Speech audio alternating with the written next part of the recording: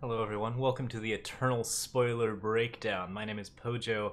I'm feeling kind of sick and weird today, but we have two new spoilers for the upcoming small expansion. We're going to be seeing another story campaign.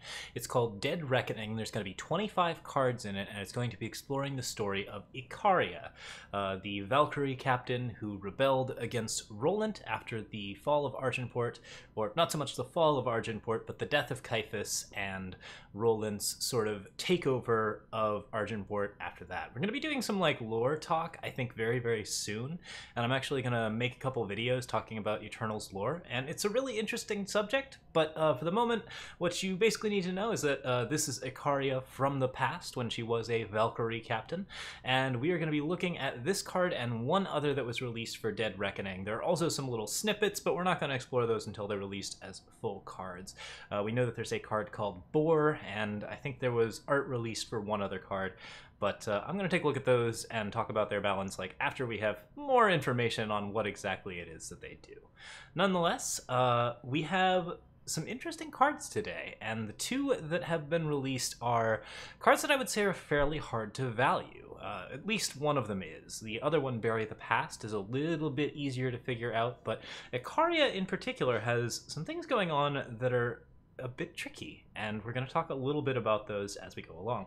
So Icaria is a 1/1 flying endurance, and if you have 6 justice influence, then she permanently has +3/+2, which means that in the later stages of the game, she is a 4/3 flyer with endurance for 2.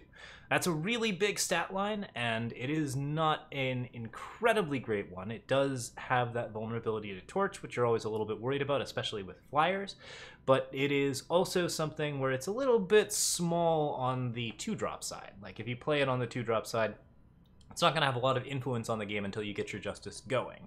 However, because it is a flyer, it is going to be able to continue to attack in and ping in and basically not have any problems dealing with your opponent's stuff, so it's going to be more likely to stay alive because of that. You may have to use it as a blocker, and if that's an issue, then Icaria has some problems there. With the ultimate, she pays 3 to play a Justice Sigil from your deck depleted, and each Valkyrie in your hand gets +1/+1. Now that +1/+1 bonus is very, very powerful. It is something that you can actually use to do quite a bit, but it also means that you are spending a turn to essentially play a secret pages for justice. I think that overall that's actually where Icaria's strength definitely lies. You're going to want to play her in decks that actually activate her on the turn after she's played. You play Icaria Valkyrie Captain on 2. If your opponent doesn't spend a removal card to remove your 2-drop, which is actually something you want. You usually want your opponent to throw an Annihilate or a Torch at your 2-drops to distract from your bigger drops later. But I think that what is going on with Icaria is that she's not as demanding an aggro card, but she's more of a mid-range to tempo card where you are playing on a curve. So you play 2-drop threats that are pretty scary, and you force your opponent to deal with those and play the spells that they need to play. And then once you have that accomplished, then Icaria manages to basically demand that attention away and get the removal cards out of your opponent's hand so you can play other cards. And if Icaria sticks for any amount of time, then she is a big enough threat to take a game on her own, which means that as a 2-drop, she's actually doing a decent job in any sort of mid to long range game.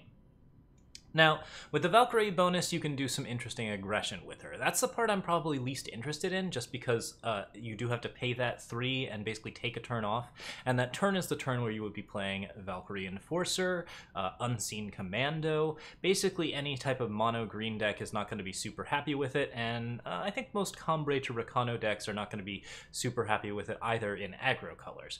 But it is something where, you do get your 4/4 Valkyries. Those are actually really, really good. There are a lot of Valkyries that you can play around with, including the old Icaria and a pile of toolkit Valkyrie. There are many Valkyries that just by virtue of having a +1/+1 are significantly better. There's Valkyrie Spire Guard at 4, which is extremely strong as a 7/7 in the air. There is the Valkyrie Honor Guard that is the 7/7 lifesteal. There are a lot of good options here, and I think that Icaria can certainly buff those cards in your hand and do some good things. So yeah, I think that there is some possibility for her to be in a Valkyrie tempo deck. She's going to be okay there. I'm more interested in how she plays in other colors. I think she plays pretty well in a Combre style archetype using Empower decks. There are actually quite a few cards themed around playing Justice Sigils from your deck, including the Minotaur Captain, the 3/4 lifesteal that it's a Minotaur Paladin. I can't remember the exact name. We can look it up real quick. We're gonna have to change the background around a little bit. But it is a 3/4 lifesteal called Copperhall Paladin. That's it. And Copperhall Paladin gives you lifesteal, and when you play a weapon on it, he plays a Justice Sigil from your deck depleted.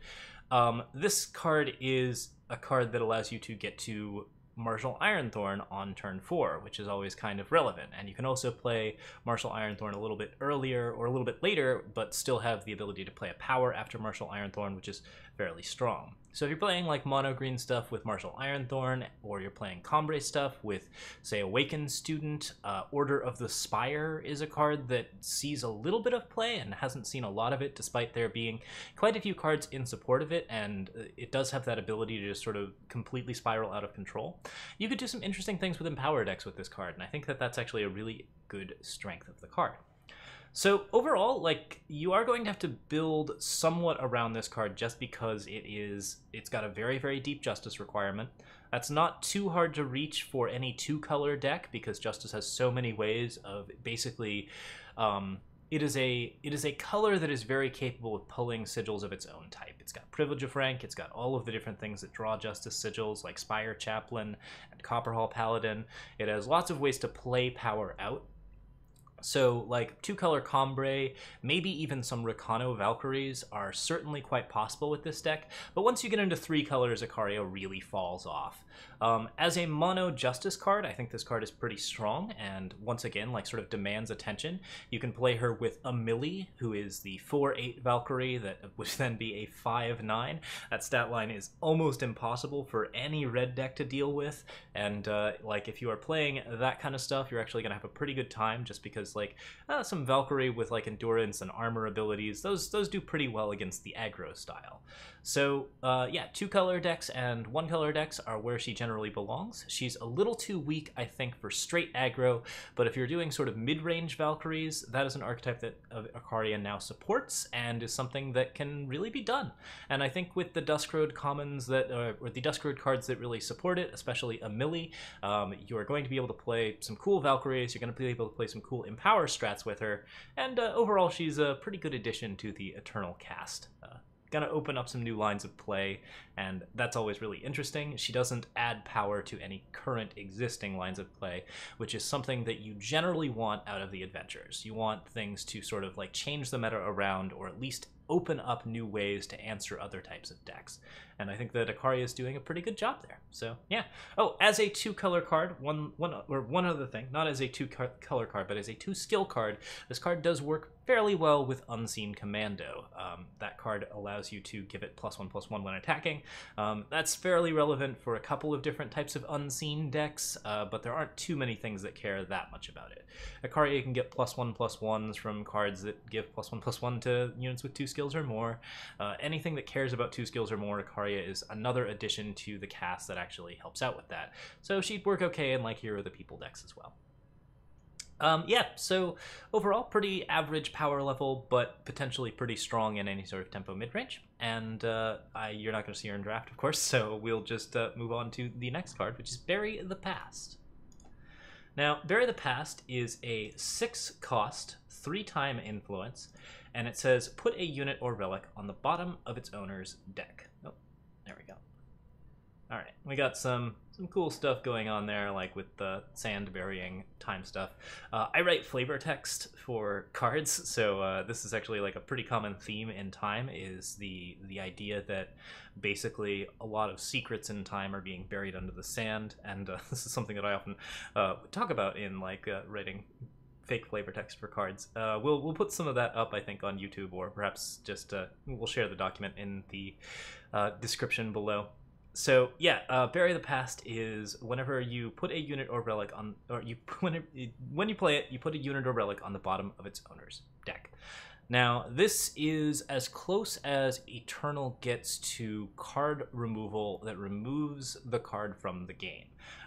Eternal, unlike Magic, does not have the ability to simply remove a card from the game. In Magic the Gathering, there is something called the Exile Zone, which is just like another place where you can put your cards there, where essentially they're supposed to be gone for good.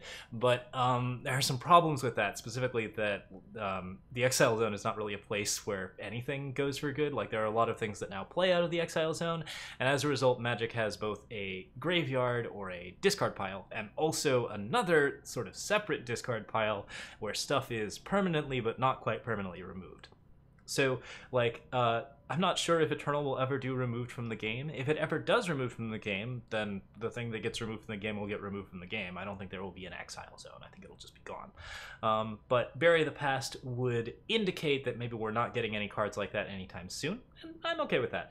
One of the problems with the sort of color, it tends to... One of the problems with this type of card is that it tends to really cut into other colors' themes. So, like, in Magic, again, there's a problem with, like, black cards being, like, really good removal, and that's sort of their thing, and then white cards had the ability to exile stuff, and that was just better removal, and since white was supposed to be focused on other things, that didn't quite work out.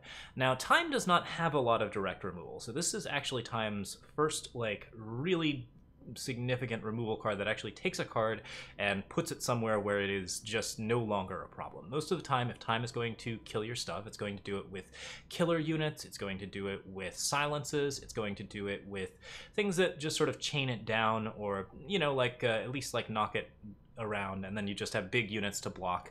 And that's like one of Time's weaknesses, is that it does not have the ability to do anything in terms of direct removal. Bury the Past is subverting that a little bit, but it's doing it at such a high cost that adding this toolkit does not add a lot of power to Time. And that's important to note. Like, this is something about preserving sort of color,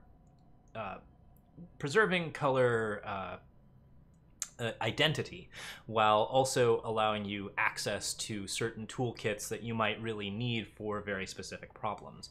Now, Relic Destruction is actually quite common in Time, and this is a very good Relic Destruction. It does get rid of the card, and it prevents it from being returned back with things like Disjunction or with things like Reforge. So Bury the Past will definitely allow you to put something away, and your opponent can't get it back unless they have Celestial Omen. And I don't think there's a single other card that can actually get a card back from the bottom of its owner's deck. Rise to the Challenge is the other one, actually. So unless you have some sort of tutor effect, which is to say any card that searches your library, Bury the Past gets rid of a thing for good. And that's pretty relevant. It's not going to come back, and that's kind of an important setup. That being said, the card does cost an awful lot. The influence requirement is pretty steep. 3 is not so bad for a 6-drop, especially in Time. Time and Justice are the two colors that can really get a lot of influence very quickly, especially with cards like Trailmaker, Talir's Favored.